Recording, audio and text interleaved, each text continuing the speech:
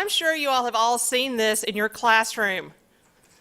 The kids are on their phones. You look out, you see them, they're on Twitter, they're on Facebook, Yik Yak, Snapchat, whatever the social media app du jour happens to be, they're on it. And so we started looking at them and we were like, okay, at first we kind of got a little bit mad because we were like, okay, you guys are not paying attention to us. And then we started thinking, okay, there's a growing body of research that's showing connections between online and social media in the classroom. And so rather than becoming the phone patrol and taking their phones away like it's so, like high school, like it's so 1998 or something, we decided to embrace it. And so we decided to start doing our test reviews via Twitter and Storify.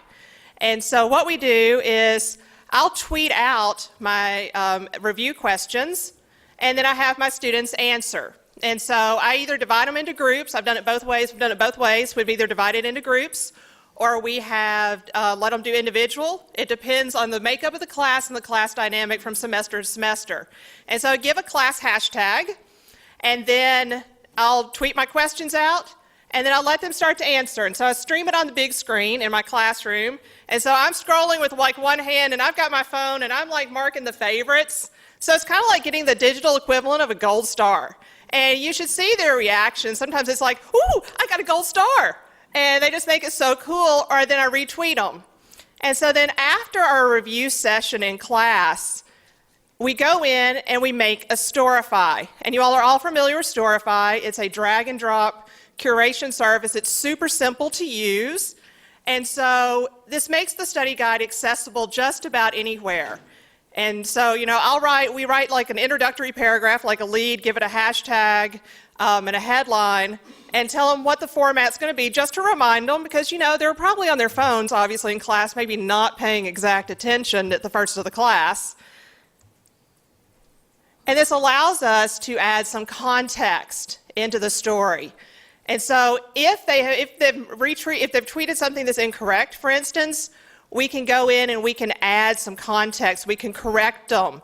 We can, you know, give a little bit more examples of something if it was just a little fuzzy, because this becomes apparent when they're tweeting back to us that sometimes things are not exactly what we were hoping that they were. But of course, it does have some of the disadvantages, as wonderful as this has been for us. Sometimes they're a little confused.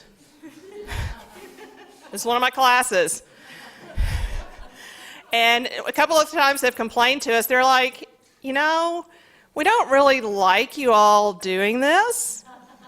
But overall, it's been a very favorable experience. I'm going to let Melony talk to you about how some of the experiences we've had. So whenever you do something new, sometimes we're wondering, does it really work? And so for the next few moments, that's what I'm going to talk to you about, just about the effectiveness of the exercise we did, as well as some concluding thoughts on it. Overall, we thought the exercise proved successful. We teach 4 classes using this method. So we have approximately a total of 60 students overall when we're doing this method.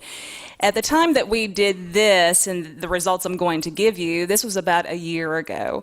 So about 80% of the students said it helped them recall information more effectively. One student even said, quote, "It was more helpful than a lecture." Based on our 2 semesters of trying this, test scores have risen, sometimes as much as 10 points between tests. 65% of the students say the Storify study guide helped them improve their grades on the exam. One student even said, quote, "It was an enjoyable way to study during class time and an effective way to review when I was by myself." So this exercise is more than just an innovative method to review material in class. By using this pedagogical method, we are introducing the introductory level students to live tweeting. That translates to such skills as thinking on their feet, being concise, all the skills that journalists need. Perhaps best of all, however, we are forcing them to look at a test review in a different light, which translates to the methods by which they will be dealing with the continuing disruption of all the different technology in the industry. We found that our students do love the test review sessions because it is interactive and fun. Even we have fun with it. It does beat the boring old professors who hand out a study guide and then dismiss the class. Thank you. Thank you. All right, thank you all. Any questions for them before they go back to the seats? Any questions? We got one right here. Hold tight. I'm just trying to work out, man. I didn't go to the gym today, so there you go. What do you do if you have students in the class without the tools, the technology? Yeah, Teams. Teams?